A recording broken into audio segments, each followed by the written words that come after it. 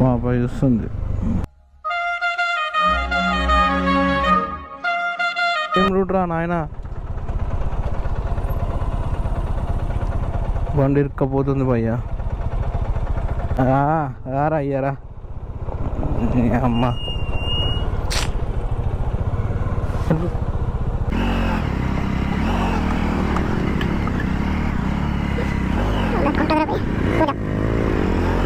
అదే life hero మొత్తం.